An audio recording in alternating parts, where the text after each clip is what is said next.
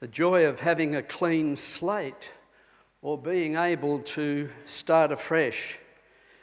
Those of you that have ever racked up points on your licence will know that, get to 5 or 6 or 7 or more if you're a bad driver and you speed or do something else, that after a period of time, those points disappear and you can start all over again.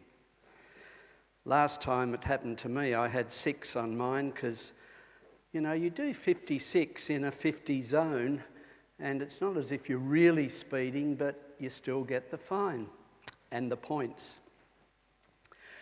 I remember a number of years ago reading an educational magazine, a letter that was written by a father to his son who was at boarding school in 1910.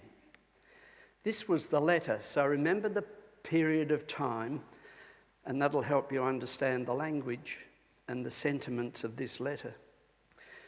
My dear Egbert, your mother informs me that tomorrow is your 15th birthday. I therefore take this opportunity of combining my customary greetings with a few observations on your half-term report. It is a most deplorable document.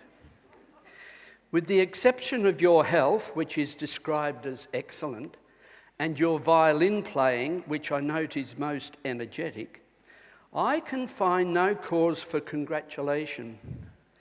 Indeed, were it not for the existence of the deep-seated conspiracy of which you have so frequently and so earnestly warned me about your teachers, to deprive you of your just marks and so prevent you from taking your rightful place at the head of the class, I should almost suspect you of idling. I enclose 10 shillings as a birthday gift. If you could contrive over the next half term to start afresh and overcome the unfortunate prejudice with which the school staff appears to be inspired against you, I might see my way to doing something rather more handsome at Christmas. Your affectionate father. There are a number of different meanings, of course, given to the phrase, a clean slate. For some it comes from the time, about mid-19th century, when children in school wrote in chalk on a slate. Starting with a clean slate meant that you wiped the slate clean and you could start over again. For some, of course, it meant a term was used to clear debts. And I know this won't apply to anyone in this congregation, but sometimes people who frequent the same pub say to the publican, "Put it on my slate." Consider Benjamin Franklin, the great American statesman and scientist. He was 15th of 17 children. Largely self-educated, he eventually was one of the framers of the American Declaration of Independence. As a young man, he composed a master list of 12 resolutions, later adding a 13th, which was imitate Jesus and Socrates. He had particular difficulty, he notes in his autobiography, with these resolutions. Number 2, silence. Avoid trifling conversations. Number 3, order. Let all your things have their place. And number 5, frugality. Waste nothing. And Benjamin Franklin kept track of his performance in a small book in which he entered a black mark each day for each resolution that he had broken. He intended to reuse the little book eventually, erasing old black marks as his performance improved. It didn't. So many black marks appeared on top of black marks that the little book developed holes in the pages. And he had to resort to keeping records eventually on a piece of ivory from which the accumulated black marks could be tactfully wiped off with a wet sponge. Several other idioms include the word clean, to emphasise the absence of negativity. For example, we might go to our doctor and they say, "You've got a clean bill of health," which of course means that we have no ailments whatsoever. While a clean break means that a person sometimes wins absolutely everything. And of course, the phrase "clean slate" paints an image of someone wiping a chalk or marker board, making it blank to write to something new. When I started teaching in the mid-60s, it was, of course, with blackboards and chalk. And at Sebastec, because they were a fairly rough crowd, one morning I was teaching in a class and I was writing on the blackboard, and all of a sudden a knife went past my head and embedded itself in the blackboard. They were a rough crowd. At Sebastec, we all, as a teacher group, took a box of chalk and a duster, because when you entered a classroom, you never knew whether another teacher's lesson was all over the board. They hadn't done the right thing by cleaning the board before they left the room, and so you had your duster to clean the board and start afresh. In the English language, of course, this imagery is carried over to all aspects of life and is used to explain starting over anew and forgetting the past. There was a movie in 1994 called Clean Slate, and it was about a private detective who gets amnesia and then has to go to court about a murder. While it is a comedy, the storyline focuses on the fact that the main character in this movie wakes up every morning with a blank mind. Don't look at your partners, people. The irony is that the clean slate actually works against him, since he needs to be able to remember what happened in the murder case. The saying of a clean slate is used a lot when we consider relationships. When a relationship is broken or fails, reconciliation can sometimes occur, of course, when someone in the relationship offers to give the other person a clean slate, a new start. Sometimes the phrase is used to describe someone who had a bad past and wants to change his or her ways to make a better future. This often occurs when a person is declared bankrupt, of course, or beats an addiction in their life, or has a criminal record. And in these cases, having a clean slate is important because whatever happened in the past has the potential to negatively affect the outcome of the future of that person, if not erased. John Locke was possibly one of the greatest philosophers in the English language. His work defined English political thought for over a century. He studied philosophy at Christ Church College in Oxford, but eventually decided to study medicine before becoming a tutor to the family of the Earl of Shaftesbury. While on exile in the Netherlands from 1683 to 1688, he wrote his famous treatise of government and his essay concerning human understanding. And basically, he wanted to be able to discover and to decipher the origin, extent, and certainty of human knowledge. In his concept of the tabula rasa, or clean slate, he stated his theory was that at birth, the human mind is similar to a white piece of paper on which nothing is written, and therefore the mind gains a multitude of ideas from the sensory experiences that that person has. In turning to Matthew's gospel material, John's disciples come to Jesus asking why he was not holding his disciples accountable to the same standards as they and the Pharisees observed.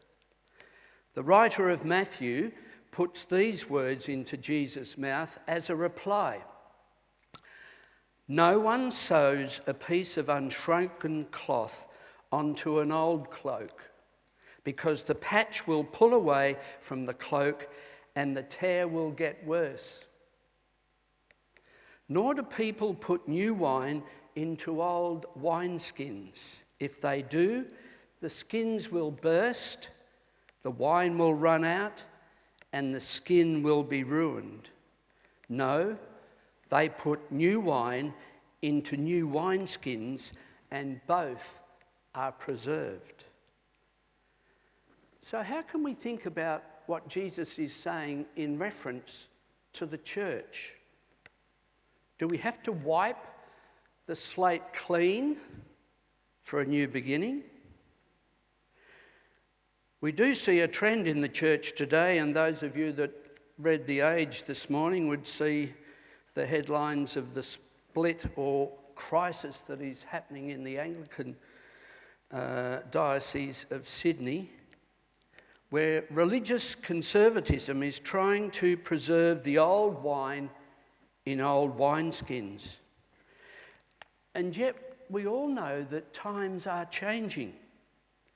We only have to discover what has happened in the electronic and .com industries to observe rapid changes in our society.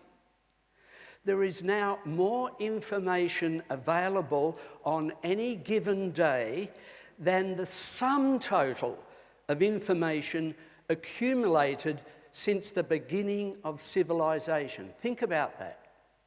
More information gathered in one day than all of the knowledge and information since civilization began. Many aspects of our culture have changed, and yet we still insist on putting new wine into old wineskins.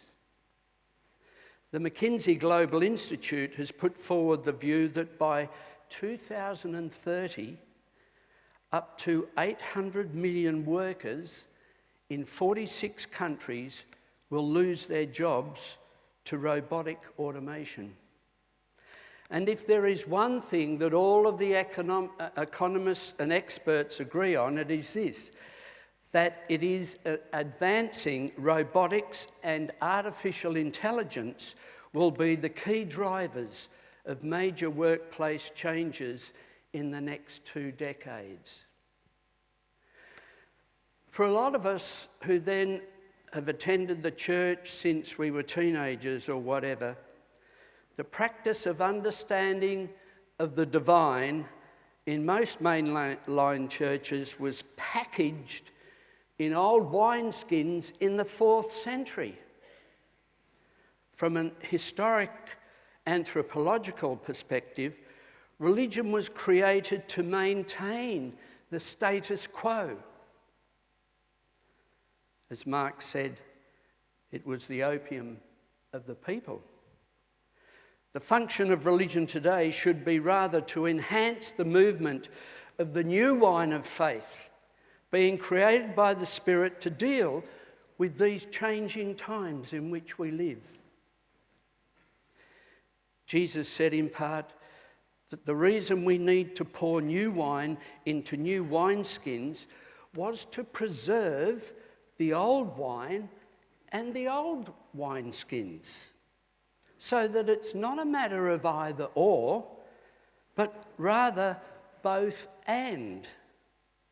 And many of the older generations of our congregations are the financial backbone of many of our churches who are still enjoying the old wine preserved in old liturgical and buildings designed for earlier generations. It was Winston Churchill who said this: "We build our buildings and then they build us." What he was saying, of course, was that when we construct and build our buildings, they limit the way in which we can use them. We need to continue, rather, to serve the old and seasoned vintages of wine, But we will need to invite the younger generation to taste and appreciate the new wine, which will always be in new wineskins. And that will mean reaching out beyond the walls of the church to the communities that live and move within the ambit of this church, St. Michael's. And we need to allow the Divine Spirit to guide us into becoming vintners of new wine for the 21st century and seeking to create new wineskins from which to serve that new wine. To return to our original image, a clean slate can mean that we don't forget our past. And we can ask the question, what is the best that the tradition of St. Michael's, for example, has to offer, both to you who come each Sunday and also to the wider community? And how can this treasure of the old wine be integrated with the new, emerging, new wine that humanity is developing and evolving, both in a new consciousness and a new culture? How can the new wine then at St. Michael's help us develop a ministry that is relevant to the times? And our blessing. You spirit friend, who are the light of the dreary and the life of the weary, rise up within us this day and leap up like the sun over dark valleys and enlighten both our path and our minds, and surge up like the springtime sap in vines and enliven our hands for fruiting and our spirits for loving. You, spirit friend, who are older than the beginning and younger than the end, cascade through us with your light and life until we spill over with wonder, love, and praise. Amen.